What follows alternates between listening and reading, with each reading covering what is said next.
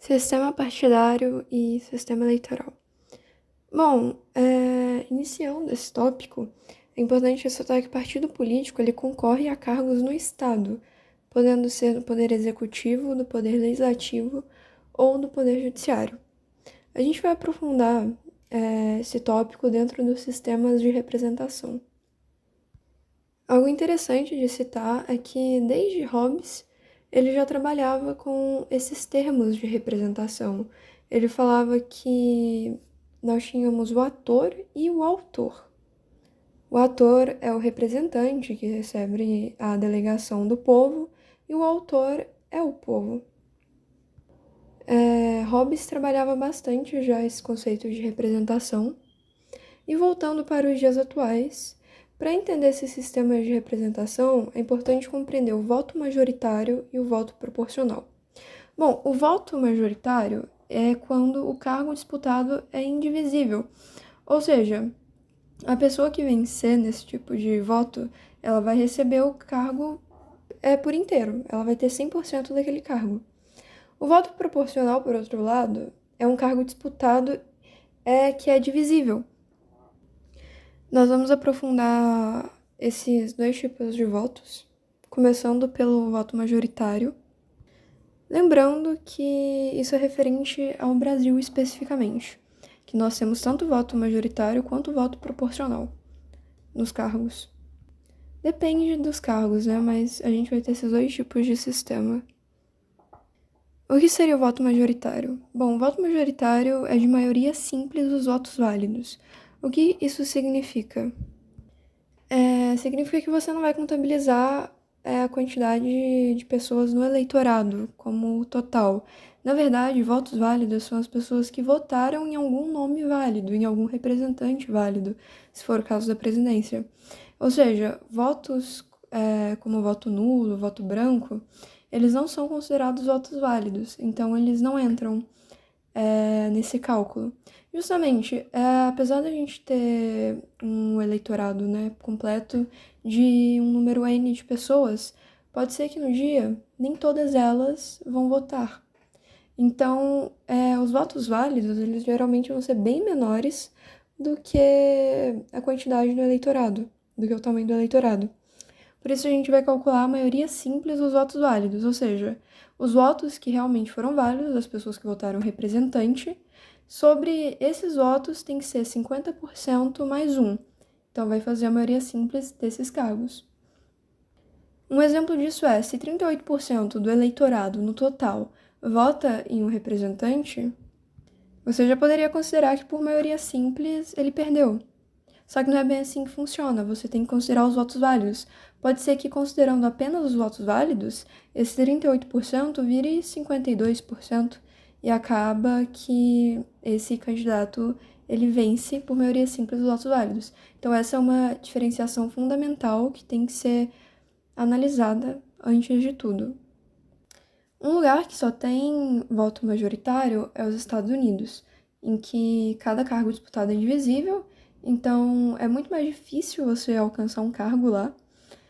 E isso favorece o bipartidarismo, tanto que os Estados Unidos é bipartidarista, ou seja, dois grandes partidos dominam as campanhas eleitorais.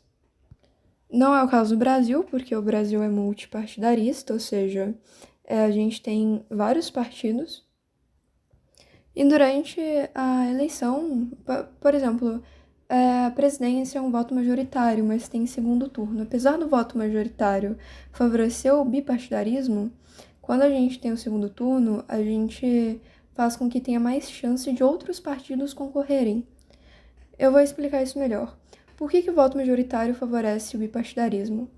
Bom, só pelo fato de ser um voto que vai ser um cargo que ele é indivisível, os partidos, por exemplo, da oposição, vai existir a tendência deles se juntarem para eleger um candidato específico.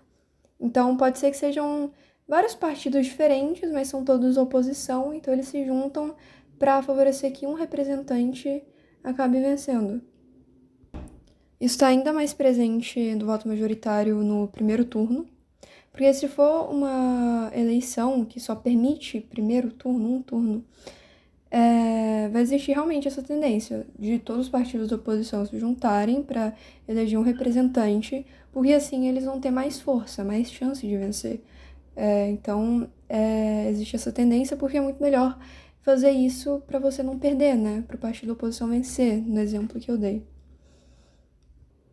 Alguns cargos, principalmente os cargos do executivo, eles pedem 100% do cargo, ou seja, presidente, governador, prefeito e senador são votos majoritários.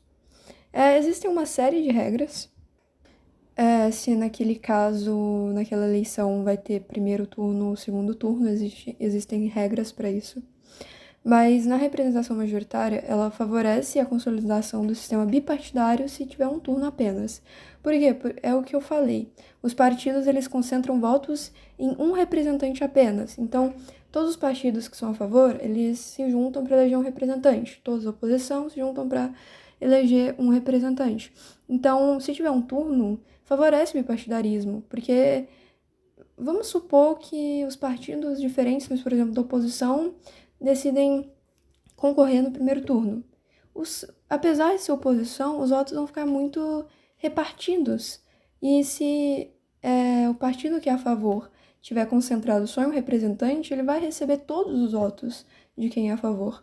Então, vai acabar favorecendo com que ele vença. Então, os partidos fazem isso justamente para concentrar os votos, para ter mais chance de vencer. Por outro lado, a representação majoritária favorece a consolidação de um sistema de partidos múltiplos e independentes no segundo turno. Se tiver um segundo turno, então você vai ter a participação de mais partidos. No primeiro turno, no caso, a gente vai ter vários partidos, por exemplo, centro-esquerda, esquerda e direita. Aí vai ficar a porcentagem de votos válidos no cálculo final. Por exemplo, 33% do centro-esquerda, 33% da esquerda, 36% da esquerda e 40% da direita. Então, você vai pegar esquerda e direita para o segundo turno. Se tivesse um turno apenas, dificilmente você teria a participação do centro-esquerda e da esquerda, porque logo o primeiro turno ele vai favorecer o bipartidarismo, não o multipartidarismo, que foi justamente o caso do segundo turno, porque ele realmente favorece um sistema em que vários partidos consigam participar, né, de forma independente. O voto proporcional, por si só, ele favorece o multipartidarismo, como o voto majoritário favorecia o bipartidarismo, né? O voto proporcional ele vai favorecer o multipartidarismo. Bom, os cargos, geralmente, do voto proporcional são cargos do poder legislativo, em que existe uma série de cadeiras para que sejam ocupadas. Um exemplo são as cadeiras na Câmara dos Deputados. Ou seja, nesse tipo de sistema de voto proporcional, o Estado tem só cadeiras. E essas cadeiras serão ocupadas proporcionalmente à quantidade de votos que o partido recebeu. Ou seja, primeiro você vai olhar o total do partido, para depois olhar dentro do partido. Por exemplo, você vai olhar o total de votos naquela eleição. Um partido da esquerda, por exemplo, recebeu o maior número de votos. Então, a gente vê o total. Agora, dentro desses votos, a gente tem uma série de candidatos, uma série de deputados, por exemplo. Então, dentro desse partido, você vai ver todos os deputados. Vamos supor que tem 40 deputados. E só vão ocupar, são 30 cadeiras. Então, o primeiro deputado que recebeu o maior número de votos, ele ocupa uma dessas cadeiras. Até o 30º deputado que teve o maior número de votos, ele vai ocupar uma cadeira. Então, primeiro você vai olhar o total, o partido que teve mais votos, para depois olhar quais deputados tiveram mais votos. Qual que é o empecilho disso? Pode ser que você tenha votado em um candidato de um partido e ele tenha ficado em 31º lugar, e são 30 cadeiras. Então, ele vai acabar não ocupando a cadeira, você votou nele, você gostaria disso, e pode ser que outro candidato que você não queria, né, outro candidato desse mesmo partido, que você não queria que ocupasse aquela cadeira, por ele receber mais votos, por exemplo, estar em 5º lugar, ele vai ocupar uma cadeira. Então, a gente vê que no voto proporcional tem um direito de representação de minorias, né, tem uma maior diversidade. Uma observação no voto majoritário é que o próprio voto majoritário já favorece o bipartidarismo, né? Só que no próprio voto majoritário, mas se for um sistema que tem apenas um turno, você vai agravar o problema de representação das minorias, porque já é majoritário, o cargo é indivisível, ou seja, só aquele representante que tiver o maior número de votos, ele vai ter aquele cargo 100%. O cargo vai ser só dele. E se for um sistema que tenha só um turno, por exemplo, os partidos vão se juntar para colocar um representante apenas.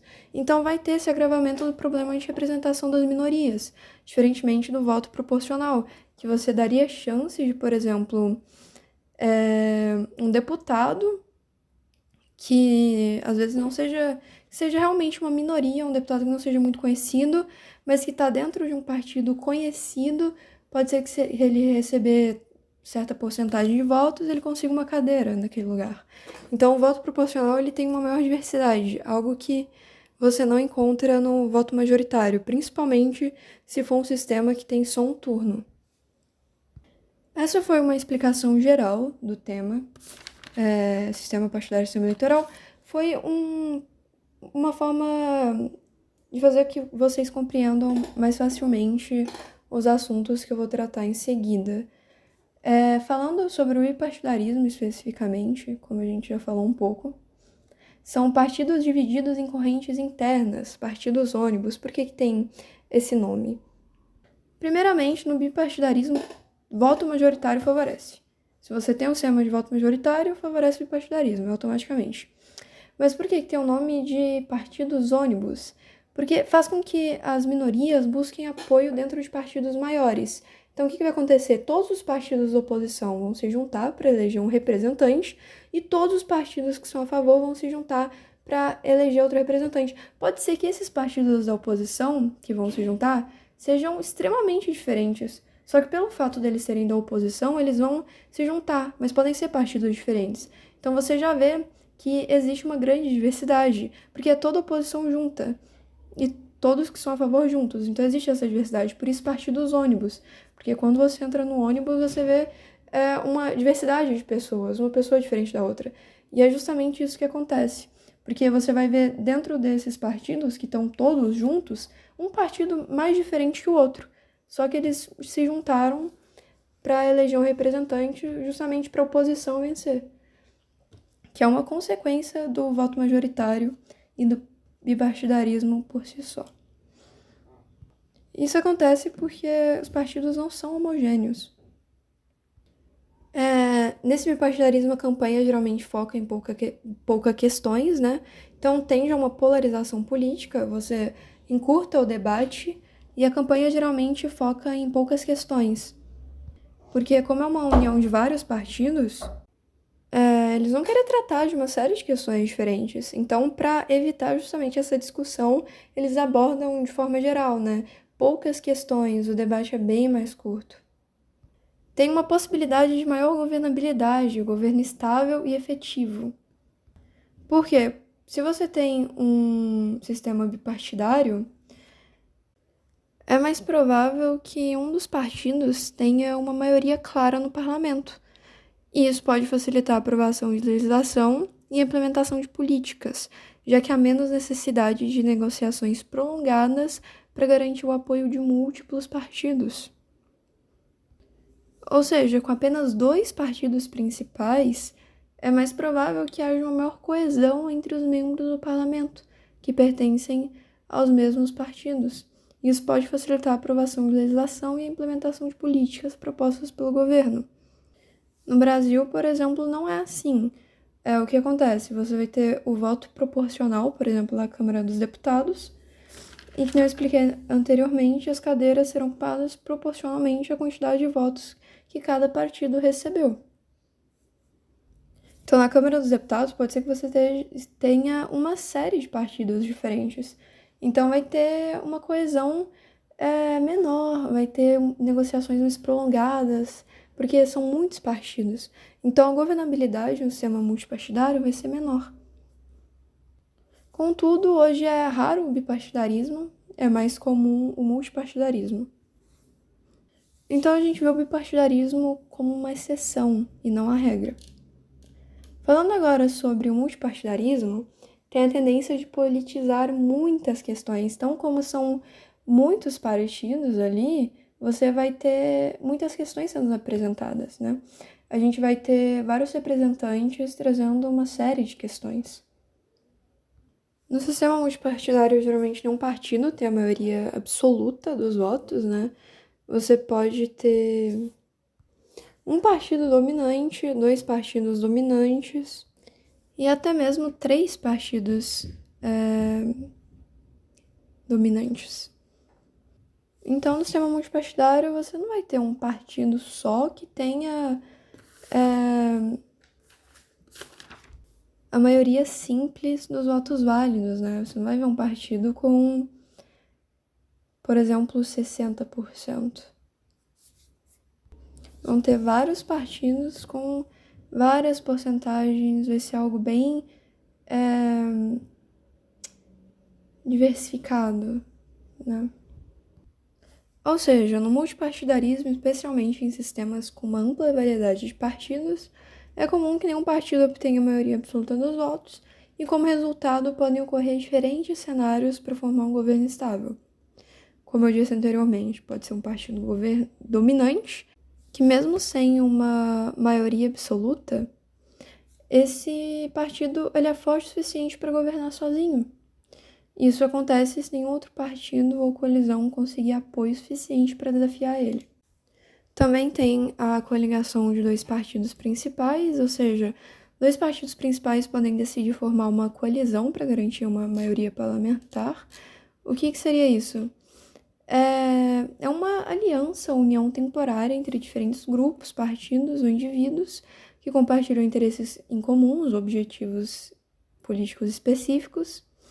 E essa colaboração é frequentemente formada para alcançar uma maioria parlamentar ou governar de forma mais eficaz em um sistema político multipartidário. Ou seja, dois partidos vão formar uma coalizão, vão se juntar para favorecer o interesse comum deles.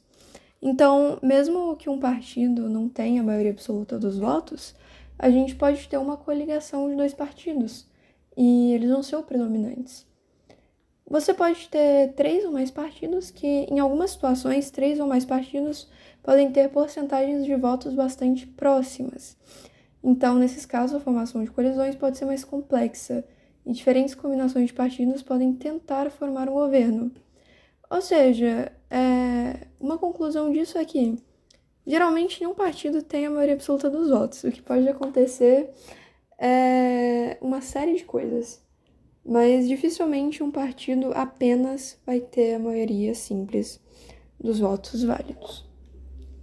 Agora, o voto majoritário, como a gente discutiu bastante sobre ele, é legal perceber que o voto majoritário ele é favorecido pelo bipartidarismo, da mesma forma que o voto proporcional favorece o multipartidarismo.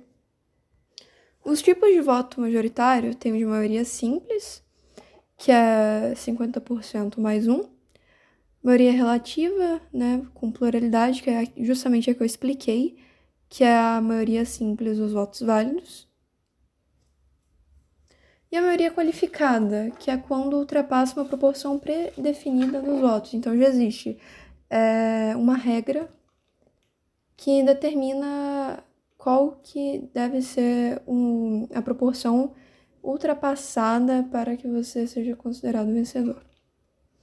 Eu já expliquei sobre o segundo turno.